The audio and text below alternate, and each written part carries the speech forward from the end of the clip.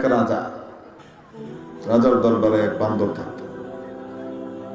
রাজার দরবারে এই সেই আদেশ দিচ্ছিলেন, প্রথম কাজ হলো দরবার শুরু হওয়ার আগে ওই বান্দরকে উপস্থিত করা হবে, আর উপস্থিত করে সপাং সপাং 10টা বেত মারা হবে। 10টা বেত খেয়ে সে যে দাঁড়াবে, ওই যে যেখানে জুতা থাকে পাপসের জায়গায় গিয়ে সে বসবে, এবং যেই আসবে তাকে সে সালাম দেবে। বান্দরের কাজ কি? সবাইকে কি দেওয়া? সালাম দেওয়া।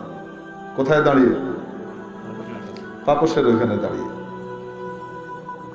আর প্রত্যেকদিন বাদশাহ তাকে কি দিতেন? 10টা বেত, তিলকা আশারাতুন কামিলা।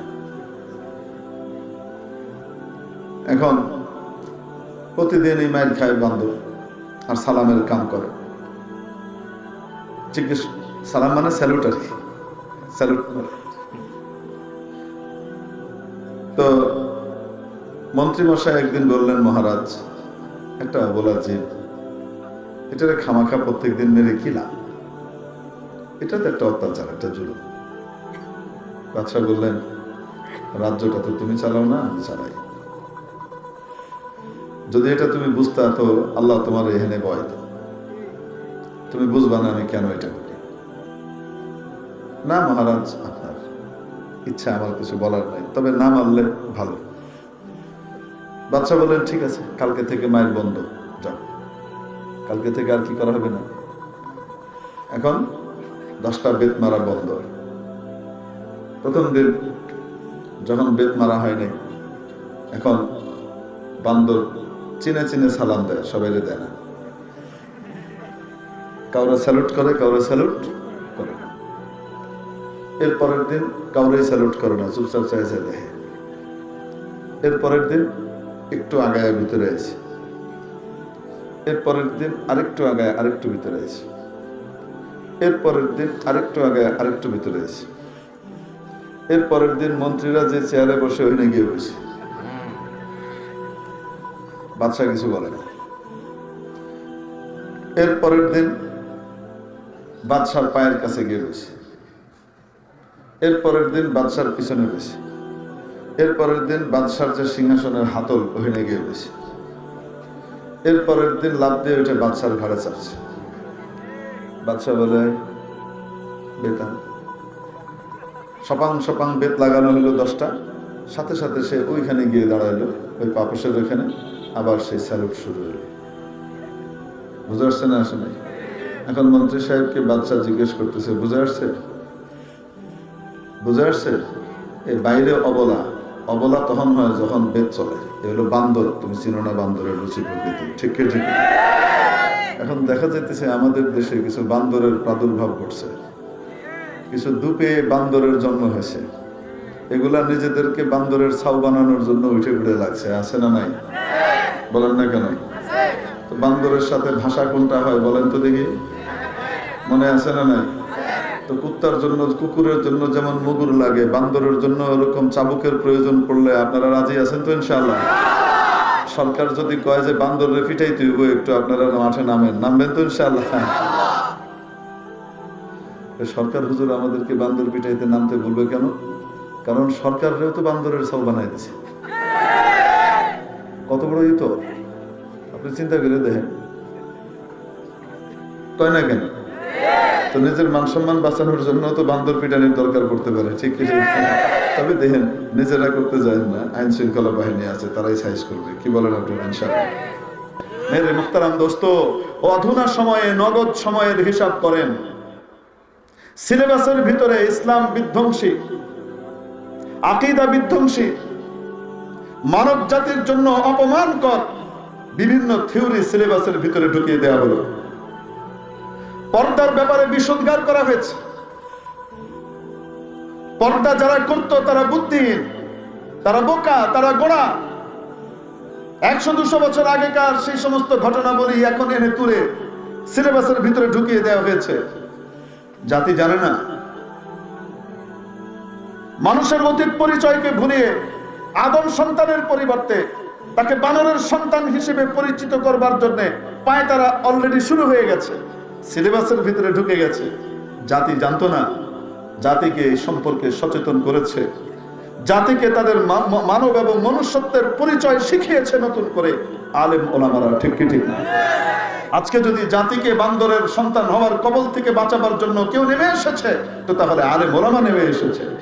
তাদের সচেতনতার কারণে ধোঁকাবাজদের ধোঁকা টিকতে পারছে না, জালিয়াতদের জালিয়াতি ধরা পড়ে গেছে এবং জাতি সোচ্চার হয়েছে, ঠিক কি ঠিক না?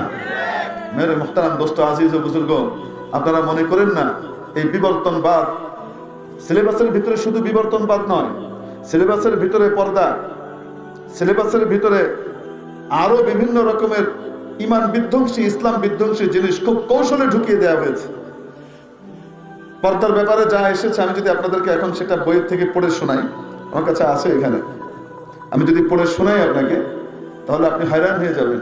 বলেন কি এগুলা হচ্ছে? জি, এগুলা হচ্ছে।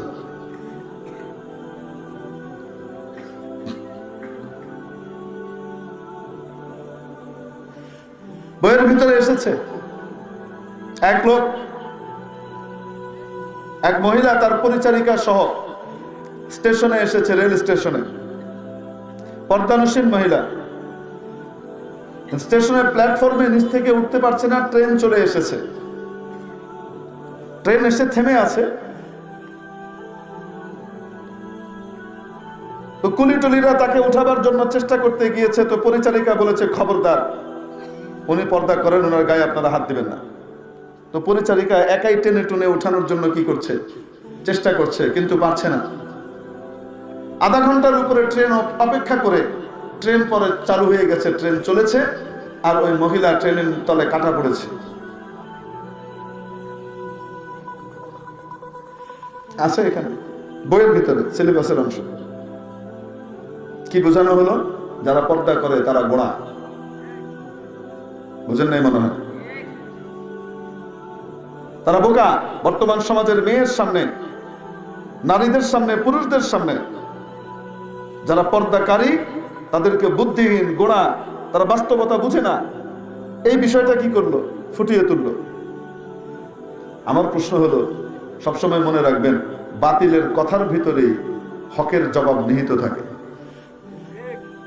তাদের এই কথাটার ভিতরে আমি এখন জিজ্ঞেস করবো, বলেন এই যে ঘটনাটা কতদিন আগের, সে 100-150-200 বছর আগেকার, যদি ঘটে থাকে, আমি জানি না ঘটেছে কিনা, বর্তমান কালের সাথে এর কোনো সম্পর্ক আছে বলেন?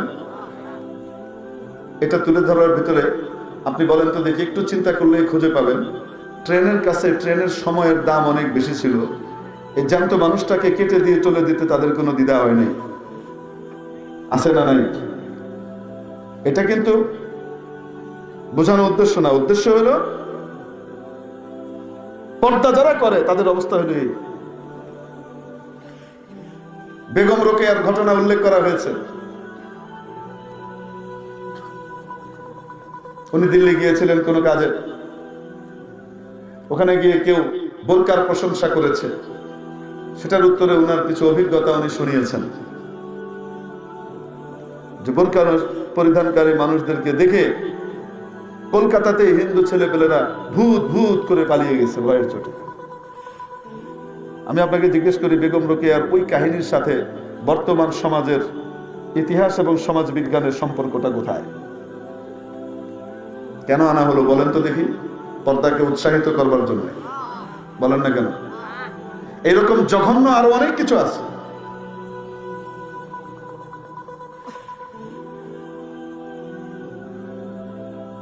আর বিবর্তনবাদের চল, আমি বলছি না যে বিবর্তনবাদের একটা মত যেটা ডারউইন সাহেব পেশ করেছেন, এটা পৃথিবী রিজেক্ট করেছে, এটা গ্রহণ করে নাই। মানুষের সূত্র, পুরোনো আমলে মানুষ বানর ছিল, তারপরে বিবর্তনের শিকার হয়ে আস্তে আস্তে মানুষ হয়ে গেছে। তার যে থিওরি, এই থিওরিটাকে পৃথিবী গ্রহণ করেনি, যার কারণে বইয়ে এই থিওরিটা উল্লেখ করে আবার এখানে লিখে দেওয়া হচ্ছে it's wrong, it's not right. এটা আবার কি নয়? ঠিক নয়। তো ঠিক নয়, তুমি এটা ক্লাস 6-7 এর বাচ্চাদেরকে কেন দিচ্ছ? ব্যাপারটা কি?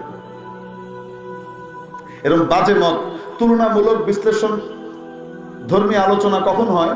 সব মতই থাকতে পারে, কিন্তু এই সমস্ত মতগুলোর সামনে নিয়ে আলোচনা কখন হয়? যখন বাচ্চা মনস্তাত্ত্বিক ভাবে পূর্ণতার ভিতরে পৌঁছে, পরিপক্ক হয়ে ওঠে, যখন সে অনার্স করবে, মাস্টার্স করবে, তখন তার মতটাকে তুমি দিতে পারো।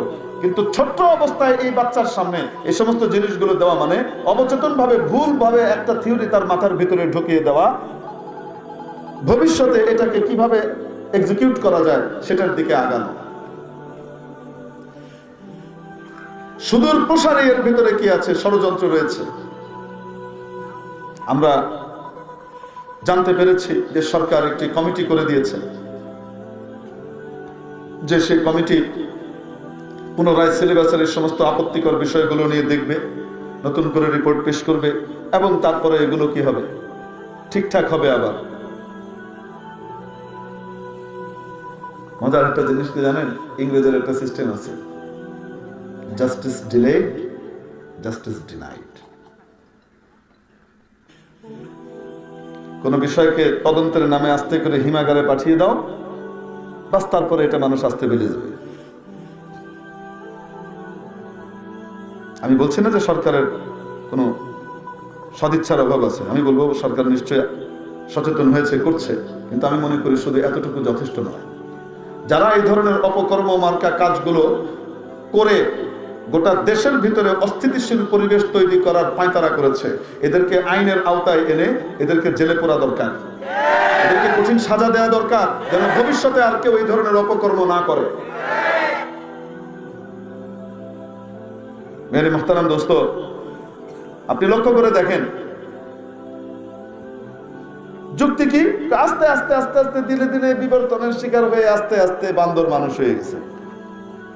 কেমনে, গাছে ঝুলতে ঝুলতে ঝুলতে ঝুলতে ঝুলতে ঝুলতে আস্তে আস্তে মেরুদণ্ডটা সোজা হয়ে গেছে, সোজা হয়ে গেছে, তারপরে ধীরে ধীরে লেজটা ভিতরে ঢুকে গেছে, তারপরে কি হয়ে গেছে, মানুষ হয়ে গেছে।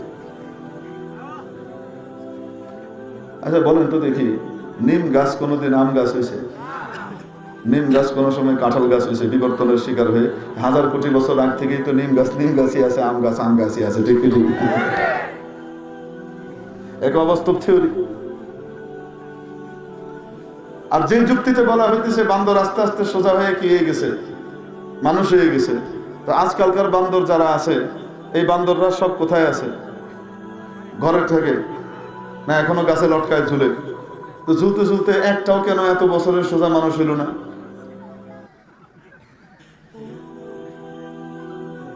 মেরে মুহতারাম দোস্ত, আমরা হাসছি, কিন্তু আসলে ষড়যন্ত্র বড় গভীর। আমাদের সরকারকে এই ষড়যন্ত্র সম্পর্কে অনুধাবন করতে হবে। যদি সরকার এই ষড়যন্ত্র সম্পর্কে অনুধাবন করতে, উদ্ঘাটন করতে এবং এদেরকে চিহ্নিত করতে, ষড়যন্ত্রকারীদেরকে চিহ্নিত করতে ব্যর্থ হয়, তাহলে এটার মাসুল তাদের ভবিষ্যৎ প্রজন্মকে দিয়ে দিতে হবে।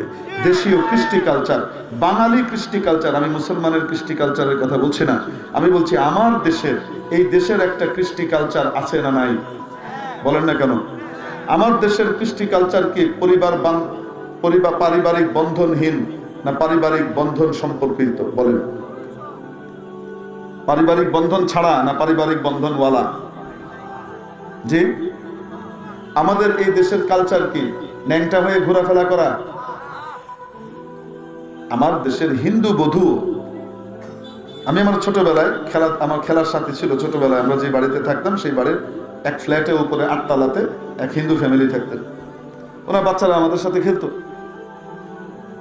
ওই বাচ্চারা আমাদের বাসায় আসতো, আমরা মাঝে মাঝে বাসায় যেতাম। তো আন্টির বাসায় যখন আমরা যেতাম, উনি হিন্দু ছিলেন, কিন্তু আমাদেরকে দেখার সাথে সাথে আমরা ছোট 6-7 বছরের, উনি ঘোমটা টেনে দিতেন, সুন্দর করে মাথায় ঘোমটা টেনে তারপরে চলতেন।